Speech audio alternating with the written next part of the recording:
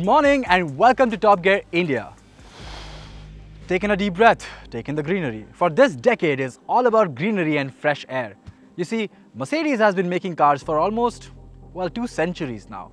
And during those 2 centuries, you can say they burnt a lot of fuel. So it's only fair that to clear their karma, they lead the charge and finally step things up in the EV segment. So, here's them stepping things up. What's so special about the EQS? Well, there's a lot of firsts with this car. For starters, it's the first only luxury EV to be made in India from scratch.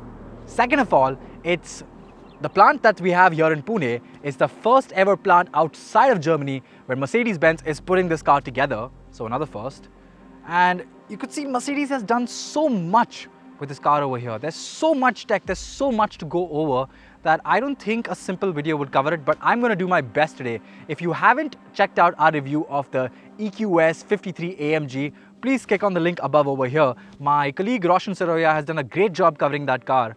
But coming back to the luxury segment and the luxury side of it, let me bring you up to speed with just what's new and what can you come to expect from the all-new Mercedes-Benz EQS made in India.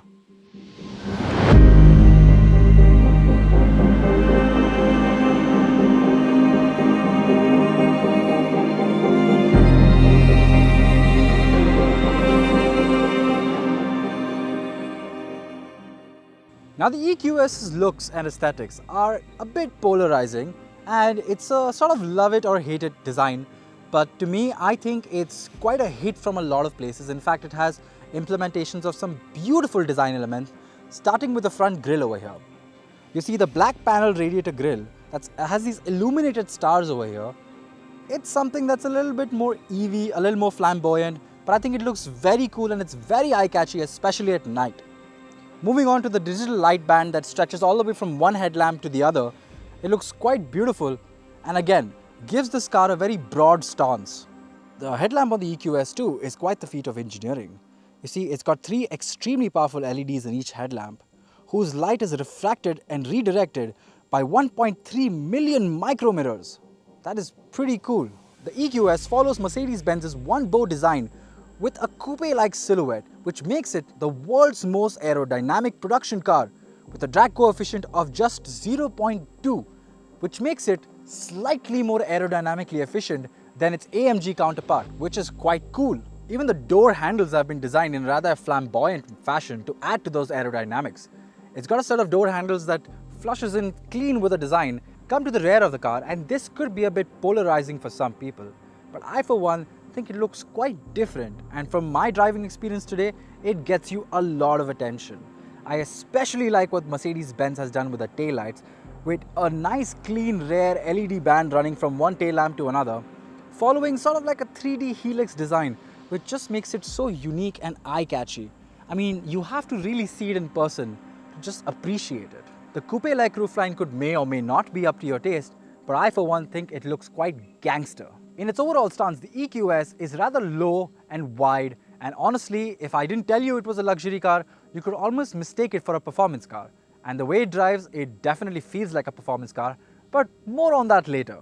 All in all, my only gripe with the EQS's design is the fact that Mercedes doesn't offer a lot of exciting colors to go with this rather ambitious design language. I hope that they didn't just do the same old 5 shades of grey, 2 shades of white, and maybe like a little faded blue in there. But honestly, this car, this design looks like it could pull off some really beautiful bright colors, and I hope that Mercedes in the future introduces some colors like this. But as of now, it is what it is. I'm guessing most business class people won't really bother. They'll go for these somber colors that Mercedes has in their catalog.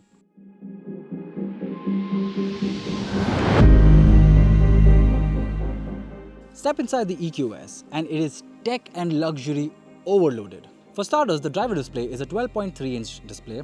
The center console has a 17.7-inch display, which is almost if not bigger than a MacBook, and the passenger also gets a 12.3-inch passenger display. Combined, these are 56 inches in total and are OLEDs and have a Gorilla Glass, so you really have to try to wreck them. As part of Mercedes-Benz's MBUX Hyperscreen, this is supposed to be more intuitive and easy to use and should help the driver stay focused. But I beg to differ. I reckon that this kind of makes it a little more distracting, and Mercedes has added a few clever features in order to make sure the driver doesn't get distracted. Let's say you were driving and you decide to glance over at the passenger screen. The car will detect that and automatically dim the passenger screen so that you can't look at it anymore and don't get distracted. To make accessibility even better, not only have they added a face recognition or a voice recognition feature, but they've also added a fingerprint scanner. So that way you can have up to 7 different users saved into your EQS. Now these user configurations save up to and adjust up to 800 different parameters depending on each of those users' individual preferences.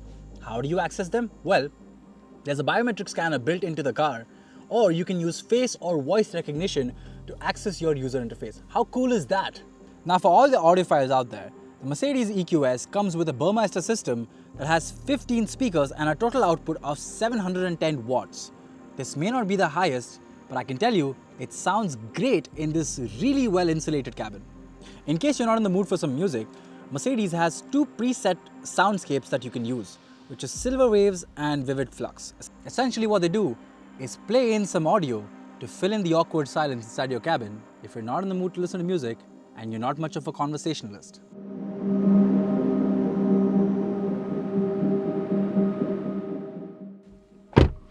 Step in the backseat of the EQS and you can see it's a very comfortable place to be.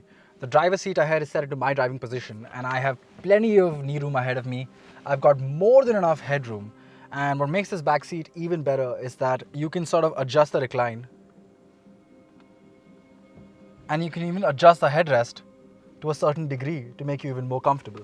Mercedes have given you an extra headrest in case you plan to carry 3 passengers in the back, but in case you don't, you've got a nice comfy armrest along with a tablet over here that you can use to connect and adjust most of the features and sort of access most of the things in the back, like your massage function, your ambient lighting. But truth be told, what I find even better than this tablet is the fact that Mercedes now lets you do it from your mobile phone. They have a Mercedes app that's baked in and it allows you to confirm most of the features over here in the car. So if I want to open the sunroof, if I want to lock the doors, unlock the doors, if I want to keep the AC running, change the ambient lighting, if I want to geofence it, I can do all sorts of things from the backseat over here or in my house. So all you need is your phone. That being said, this is quite neat and it allows you to remove it, and you also have a wireless charger over here, which is quite cool. In case that's not enough, you've got 2 Type-C ports in the back over here and you've got 6 Type-C ports up ahead. I wish they had a regular USB charger for all those people that don't have a Type-C to Type-C. You'd need to get adapters, but I guess this is a car that's more future focused and looking forward to the Type-C future. Yeah, okay. It's got 8 Type-C chargers, so I hope you're happy. When it comes to the heart of the matter, the Mercedes EQS is powered by a 107.8 kWh battery, which makes it the biggest in its segment. Also, this battery pack produces about 516 bhp of power and 855 Newton meters of torque, right from the moment you press the pedal. Which propels this luxury EV from 0 to 100 in just 4.3 seconds, which is impressive to say the least for a car that weighs over 2.5 tons. Now, this car is riding on a set of 20-inch wheels and weighs about over 2.5 tons. When you factor all those things in and factor that it's an all-wheel drive system, this car handles quite well. However, when you start pushing it into corners, you start to notice the tires squealing a bit. And that's when you really notice what the mass that you are pushing around corners. I mean, it just wraps itself around you quite well. The steering has pretty good feedback for a luxury EV and is quite progressive and easy to use. Now, even though the Mercedes EQS is riding on a set of Pirelli P0s and it's a 20-inch wheel, so you can imagine there's a lot of contact patch. But despite that, the tire does struggle for grip under hard cornering. It's not exactly a car that's meant to hard corner, but if you decide to do so, it's fun. It just can be a little scary once you start to hear the tires screech. Additionally, my gripe comes from the brakes over here.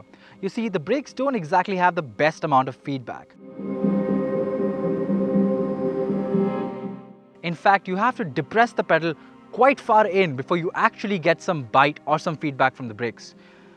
This is not something I'm used to seeing from Mercedes. They usually have pretty good brakes, but on the EQS, they're not the best. They're decent, they do the job, but they're not something that impress you.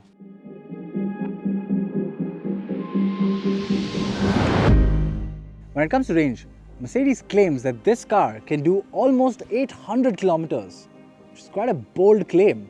I mean, you could practically make it to Goa in just one charge. But realistically, I could say that you would get at least 500 kilometers out of it.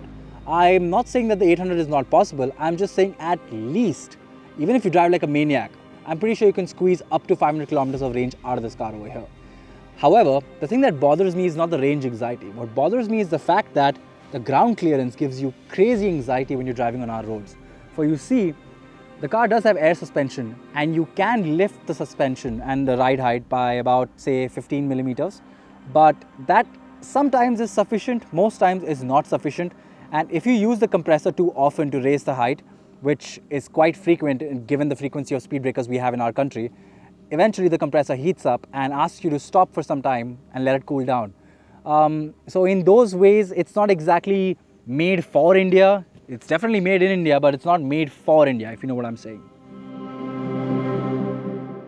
Additionally, to make maneuverability in the city so much easier, the rear axle turns to about 10 degrees, which, let me tell you, makes taking sharp U-turns a piece of cake in this long car.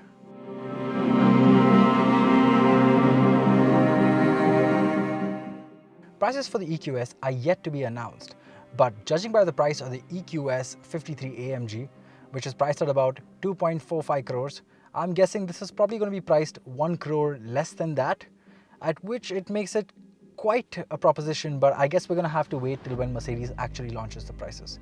That being said, the EQS is a very capable automobile. It's got great tech, it's got great drivability, it's got great range. My only gripe with the EQS is that the AC blower can be a bit too loud, and the ground clearance is a bit too low for my liking given our Indian driving conditions. But apart from that, this is a great initiative from Mercedes-Benz and will genuinely push its competition to really up their game. I really hope they price it competitively because that can be the only other fly in the ointment. But apart from that, it's a great place to be, and I'm not gonna lie, I kinda enjoy the back seat just as much as I enjoy the front seat. So if you liked the video, be sure to like, share and subscribe. This is Gavin Rodriguez signing off.